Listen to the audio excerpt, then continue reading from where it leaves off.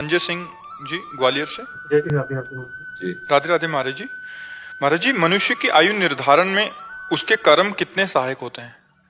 तो कर्मों के अनुसार तो पहला हो चुका है।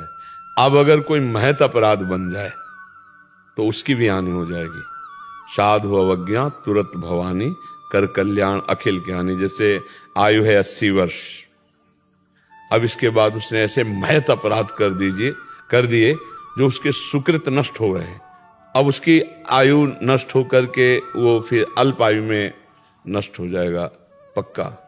अकाल मृत्यु जिसे कहते हैं, वो अकाल मृत्यु को, उसका अगर कर्म बिगड़ गया तो अब उसकी अकाल मृत्यु है और वो नाम जप करता है, भगवान का चरणामृत पीता है, संतों की सेवा में उपस्थित होता है और तीर्थों पर श्रद्धा करता है, तो अकाल मृत्यु नष्ट हो जाएगी। वो अकाल मृत्यु नहीं मरेगा, उसकी आयु बढ़ जाएगी। जैसे प्रातः काल सूर्य उदय होते हैं, जो सैया में पड़ा होता है उसकी आयु नष्ट होती है, उसकी बुद्धि नष्ट होती है, उसका श्री नष्ट होता है, उसका चिंतन बिगड़ जाएगा, आसुरी प्रवृत्ति जागृत हो जाएगी। आज जो हमारे समाज बिगड़ रही ना, हमारे धर्म शास्त्रों की अवहेलना पूर्वक दिनचर्या है। भैया 11-11 बजे तक लोग सोते हैं, रात्रि के 1-2 बजे तक तो हास विलास परिहास संसारिकता में, मनोरंजन में, और फिर सुबह 11 बजे तक भुवन भास्कर उदय हो रहे हैं। आप अर्घ नहीं दिए, आप प्रणाम नहीं किए, आप उस समय भगवत स्मरण नहीं किए, सैया पे पड़े हो, तो आपकी आयु नष्ट हो जाएगी, आपकी श्री नष्ट हो जाएगी। किसके चेहरे पे कांति नजर आ रही? आप देखो कहां कांति नजर आ रही? आपकी बुद्धि भ्रष्ट हो जाएगी। ब्रह्मचर्य आदि महान व्रतों की तरफ आपकी निष्ठा ही नहीं रहेगी। वही बस रुपया कमाओ, पशुओं की तरह भोग भोगो, जीवन व्यतीत कर दो, जीवन का कोई लाभ तो रहेगा ना। तो ऐसों की आयु नष्ट होती रहती है। अब जैसे अकाल मृत्यु है और वो भगवान का नाम जप करता है, चरणामृत पीता है, अकाल मृत्यु हरणम सर्वव्याधि विनाशनम श्री कृष्ण पादोदकम पीत्वा पुनर्जन्म न विद्यते, भगवत आराधना करता, उसकी अकाल मृत्यु नष्ट हो जाएगी। वो लंबी आयु वाला है, लेकिन वो महान पातक ऐसे ऐसे अपराध कर दिए, उसकी अकाल मृत्यु हो जाएगी। तो कर्मों का तो सारा का सारा योग, कर्म से ही बंधन, कर्म से ही मोक्ष है।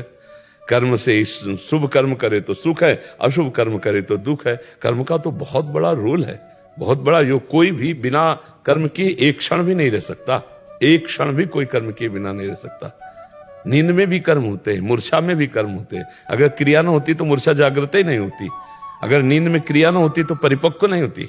नहीं कहते यार कच्ची नींद में जगा दिया, मतलब उसमें भी क्रिया हो रही, एक क्षण भी कोई क्रिया, और हर क्रिया का फल है।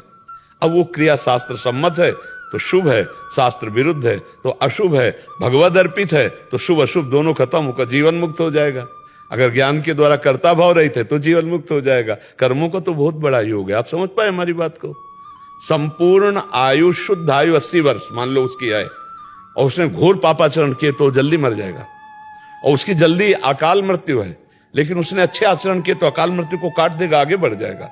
कर्मों का बड़ा भारी योग है, कर्मों का बड़ा बड़ा प्रभाव है कि बंधन युक्त अनंत जन्म भोगने हैं, लेकिन इस जन्म में ज्ञान प्राप्त करके आप मोक्ष को प्राप्त कर लेंगे, आप भगवत आराधना करके भगवत प्रेम को प्राप्त कर लेंगे। तो कर्म का तो बहुत बड़ा योग है ही, पर कर्म की कला आनी चाहिए, कर्म योग बनना चाहिए। केवल कर्म से बात नहीं बनेगी, कर्म योग बनना चाहिए।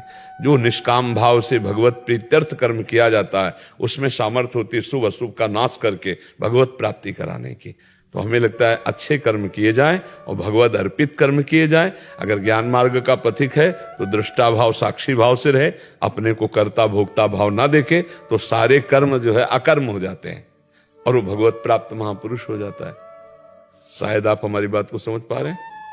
शायद इसलिए कह देते कि आप लोग गृहस्थ में हैं, पता नहीं शास्त्रों का स्वाध्याय कितना है, कितनी पवित्र बुद्धि है, आप कितना इसको समझ, क्योंकि अध्यात्म को समझने के लिए पवित्र बुद्धि चाहिए। जब तक साधन भजन नहीं होता तो बुद्धि पकड़ नहीं पाती, क्योंकि उसको पकड़ने के लिए जो योग्यता चाहिए, पात्र चाहिए, वो है नहीं तो कैसे समझ में आएगा। तो आप समझ पा रहे हैं जी।